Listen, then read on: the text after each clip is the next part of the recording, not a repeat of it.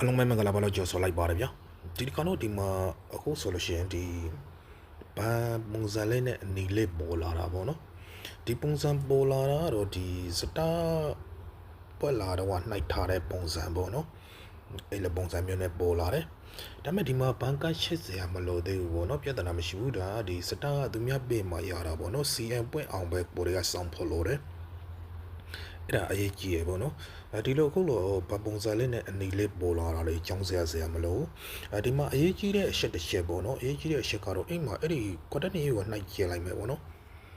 ကွက်တက်နေကိုနှိုက်ကျလိုက်တာနဲ့အခုလိုပေါ်လာမယ်အခုလိုပေါ်လာမယ်ဆိုလို့ရှိရင်ဒီနေရာမှာအရေးကြီးပြီပေါ့နော်ဒီနေရာမှာဆိုလို့ရှိရင်ဒီမှာဒီနာမည်ရှင်းရတော့မယ်ဒီနာမည်ရှင်းရတော့မယ်ဆိုတဲ့နေရာမှာဒီမှာ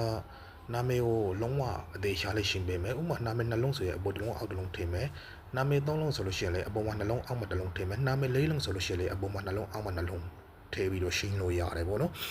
နောက်ပြီးလို့ရှိရင်ဒီမှာဒီ day out birth ဆိုတဲ့နေရာမှာဒီမွေးရဲ့မွေးလမွေးနှိုက်ကလုံးဝမှားလို့မရဘူးမှားလို့ရှိရင်ပြန်လို့မရတော့ဘူးပေါ့နော်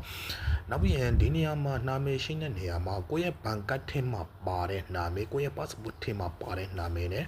လုံးဝအသေးချာဖြစ်နေရမယ်ပေါ့နော်ဥပမာဆိုလို့ရှိရင်ကိုရီးယားထိုင်းမှာနေတာဖြစ်တဲ့အတွက်ဒီထိုင်းမှာနေတဲ့လူတွေဆိုလို့ရှိရင်ဒီဘန်ကတ်ထဲကနာမည်လုံးဝလွှဲလို့မရဘူးတကယ်လို့လွှဲသွားပြီဆိုလို့ရှိရင်ပိုက်ဆံထောက်တဲ့အခါအဆင်ပြေမှာမဟုတ်ဘူးနောက်ပြီးတော့ဒီဘန်ကတ်ထဲမှာဆိုလို့ရှိရင်လည်းပဲ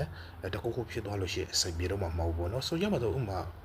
mass ဆိုတဲ့နေရာမှာရှိမှ mass တက်ထားတဲ့နေရာမှာတောင်မှ ms တက်ထားတဲ့နေရာမှာတောင်မှ mr တက်ထားတဲ့နေရာတွေမှာတောင်မှတစ်ခါမရဖြစ်တာမျိုးတွေရှိရပေါ့နော်အဲ့ဒါကိုတရိပ်ထားဖို့လိုတယ်အဲ့မှာလုံးဝမမှားစင်နဲ့လုံးဝမလွေးစင်နဲ့ပေါ့နော်လုံးဝတိတိကျကျအဆက်ပြေအောင်ရှင်းဖို့လိုတယ်ဒီနေရာမှာအရေးကြီးရပေါ့နော်အဲ့မှာဒီနေရာမှာအသာရက်တဲ့ကိုရှိတာဒီမြန်မာလိုနာမည်နဲ့Facebook profile အကောင့်ကိုလောက်ထားတဲ့လူတွေကဒီမှာနာမည်ရှင်းရတာလွယ်တာမျိုးကိုတွေ့ရတယ်ပေါ့နော်ကိုယ့်ရဲ့ Facebook ထဲကိုဝယ်လိုက် Facebook ထဲကိုဝယ်လိုက်ပြီးတော့ရှိအပေါက်ကိုသွားလိုက်ပေါ့နော်နောက်ပြီးအပေါ်ဆွေးချလိုက်လို့ရှိရင်ဒီ KPI လေးပုံစံလေးပါတယ်ပေါ့နော်